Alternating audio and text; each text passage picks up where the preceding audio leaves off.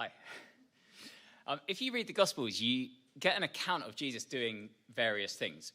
So he spends some of his time preaching to big groups of people, and he spends some of his time in corporate worship. And we can do both of those things really well on a Sunday morning, preaching and corporate worship. But he also spends a lot of his time with quite a small group of individuals. And they discuss their faith together, they eat together, they live their lives together, and they pray together. And the best place for those things to happen is in a small group. See, for Jesus, although he was here with a mission no less than to save the world, he still invested some of his precious time in small group life. That's how important small group discipleship was to Jesus. So we can see from Jesus' example, which is obviously the best example we have, that small group life is really important. And over the years, from different small groups that we've been a part of in this church and other churches, we firmly believe that small group life is really important. We hope that you do too, and we're really excited to be starting to take a bit of a lead in how small group life works going forward in church. There's not massive changes afoot, but it's more about kind of building on what we already have. So as we see from what Ollie said about Jesus' small group, actually, small group life doesn't have to be that complicated. At its heart, it's really simple. It's a group of people who meet together, who share the Bible together, who pray together, and who support each other, doing life together, sharing lives, encouraging each other in our faith. And that is very much our desire, that all of the people part of the community here would find that small group community as well, and that we could encourage each other in our walk with Jesus. So this is where you come in.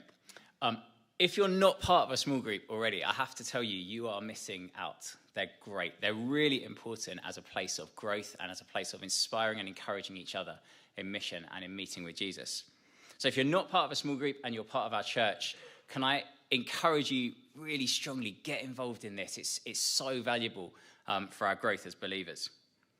You might have noticed as well that God has been doing some stuff in our church. We've had new people come into church, and we've got people in our church who are not currently in small groups, and we are in the really exciting position of needing new small groups. And so this is an opportunity for quite a few of you, I think, to get involved in something that God is doing and to step up and become a small group leader yourself. If that seems really scary, let me break down a little bit of what you would need in order to be a small group leader. Firstly, you would need an interest and a desire in helping others grow in their faith. And secondly, you will need some space and access to a Bible. Now, that space could be in your house. That's kind of quite a normal way of doing it.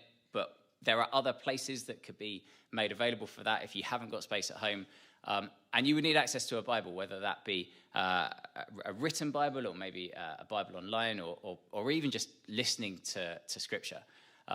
And that's really it, really. We want to kind of take out anything that says leading a small group is incredibly difficult. It's not really that hard because Jesus is with us. We've also got plans about supporting new small group leaders. So yes, the fundamentals are simple, but you wouldn't be doing it on your own. And we've had some ideas about perhaps pairing up new small group leaders with established small group leaders, just so there is some support there. And we plan to be involved too and be on hand to answer any questions and offer any support that you need. And if you are a small group leader, we've sent an email. Do have a look, if you don't mind, just to reply to us about some of the questions that we've put out to you for those of you who are already small group leaders. And thank you for all that you're doing. If you are even just a little bit interested, a little bit excited, and would like to find out more about being a small group leader, we're going to have a lunch after the service on Sunday, the 5th of December. We'll send more details out. You can sign up on the church website. But Sunday, the 5th of December, straight after church, to have a bit of lunch together and just to talk very informally about what it would involve to lead a small group and give you a chance to ask questions. And that is not you signing up to become a small group leader. That is very much you come along and you find out more. So don't be scared to do that. If you're just the slightest bit interested, please come along.